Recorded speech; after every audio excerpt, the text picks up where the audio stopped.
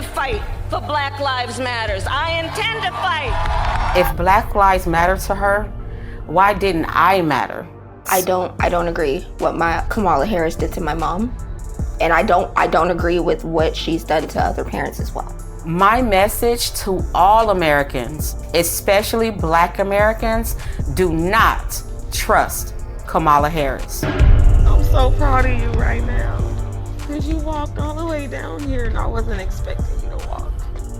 Every once in a while, you come across a story that just rubs you the wrong way. A mind-boggling story that you don't want to believe is true.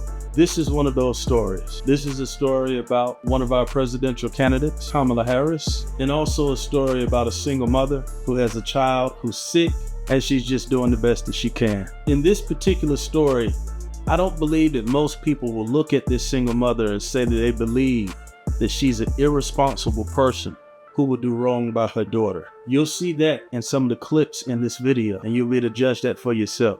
Even so, she was treated like a criminal. She lost her home. She was arrested. Her and her daughter ended up in a hotel.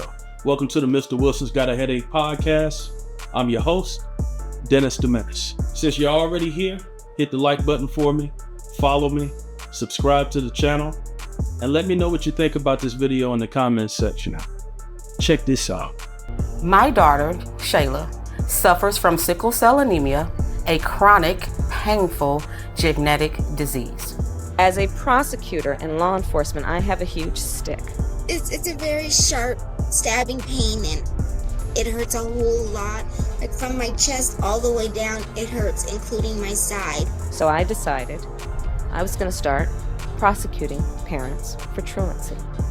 So let's talk about truancy first, or the act of being truant. But more importantly, let's refer it to this particular instance. In a nutshell, truancy in this particular situation is the fact that this child was out of school at a level that the state deemed unnecessary.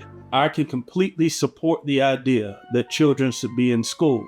I don't think there are many parents out there who wouldn't support that idea. Keep in mind that during this time, Kamala Harris was the Attorney General of the state of California, and she had a direct impact in the writing and enforcement of this law. She championed this law, she pushed for it. It's something that she wanted connected to her legacy, and so it is connected to her legacy. And it's 100% fair for us to talk about it today. Now, as a lawyer, as someone with a license to practice law, she has no excuse for not writing a law with certain exceptions, and if she forgot those exceptions, she has to take responsibility for not being thorough. I want to point out something that's important. In this particular clip, they said that they had doctor's notes, and it is 100% factual that this young girl has this particular disease. I would never expect a child to be in excruciating pain and show up to school anyway. I mean, would your child be able to learn under those conditions? And if the answer to that question is yes, then obviously you're somebody who didn't support children being out of school during the 2019-2020 sickness, which was more like a flu. And during that time, the Biden administration, including Kamala Harris, supported children being out of school. Wow. People never like it when their own words and their own doings get used against them. Under those circumstances, I would expect the school system to provide some type of substitute teacher who went and taught the kid at the side of the bed sometime when they were feeling up to it. I've seen that happen in my home state of North Carolina, but that's not what happened. Let's check out some more clips and see what happened next. When Kamala Harris was the California Attorney General, she had me arrested and prosecuted because my handicapped daughter was sick in the hospital and had missed some days of school. I spent a majority of my time here at the hospital. Kamala's horrible policies hurt mothers like me and the Black community. My name is Cheree Peoples, and this is my story. I am a single mother. I've worked as a certified nursing assistant and a caregiver. My daughter Shayla was born in 2002.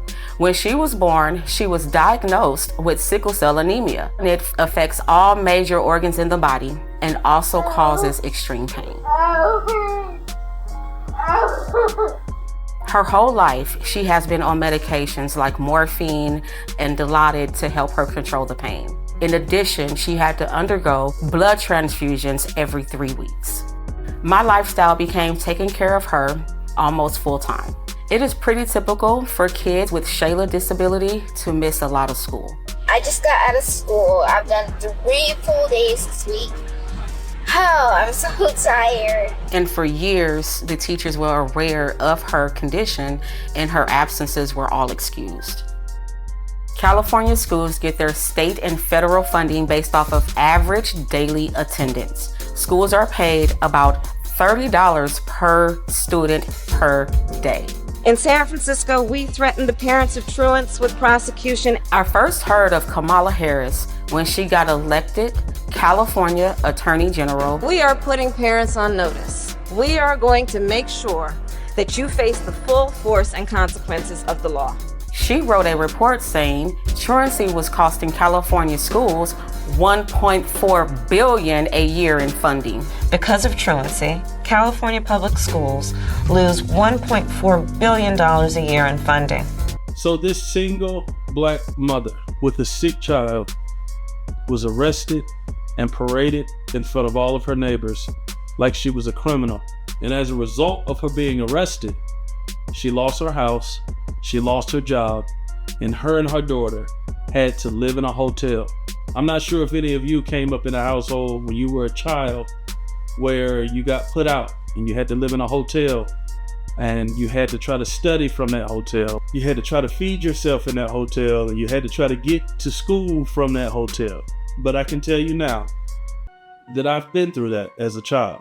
And it's a rough thing to do. It's very demoralizing. Every time you step outside, you think someone's gonna see you walking out of this hotel room and figure out that that's where you live. And we all know how kids can be. But all of this started because of a law that Kamala Harris pushed herself. And if anybody's ever lived in a hotel, you know that it's expensive, and if you're not making good money, you can get stuck there for a year or two if you're not careful. There are several interviews where both the left-leaning media and Kamala Harris herself has said that she's never had anybody arrested under these laws. I guess she forgot that public record is real and it doesn't disappear. Check this out.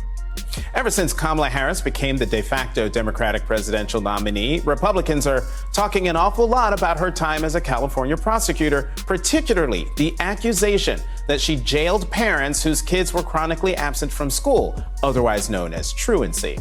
Whitley Yates, the director of diversity for Indiana's Republican Party, even highlighted that claim right here on last week's The Sunday Show. I'm talking about, like she stated, when she was a prosecutor and the way in which she prosecuted parents for the truancy. I'm talking about when she... Not a single parent went to jail for that, by the way. And did. And she... So that's incorrect. When she was... Let me pick up on Amisha Cross's not a single parent rebuttal and set the record straight on this. It's true.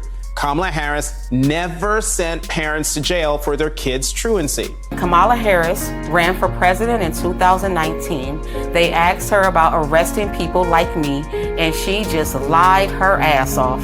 The truancy program got a lot of criticism too. Did you actually lock anybody up? No, we never locked anybody up.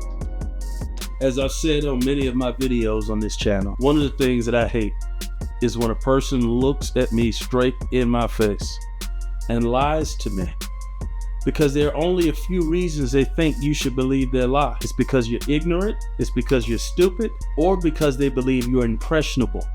And the pressure that they're exerting, especially in a room full of people, will eventually make you fold. I'm not the folding type at all. There are other cases of people who have come forward about wrongful arrest with Kamala Harris. And most of these people, including this woman and her daughter, had to wait years and wait for the Supreme Court of California to go on the record and talk about how Kamala Harris's laws were unconstitutional and a travesty of justice. In 2015, after 2 years, they finally just gave up and dismissed my case. In 2018, the Supreme Court of California ruled that truancy cannot be punished by incarceration. It was unconstitutional. The courts finally stopped Kamala Harris' abuses. Again, this is the California Supreme Court. These are public records.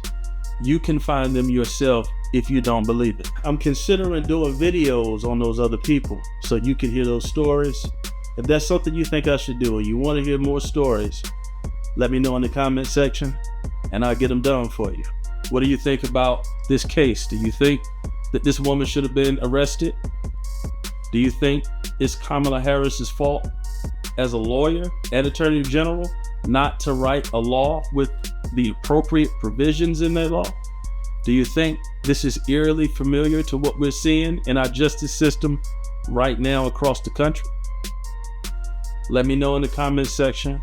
I want to know what you think. Like, share, comment, and subscribe. And as always, I'll see you in the next video.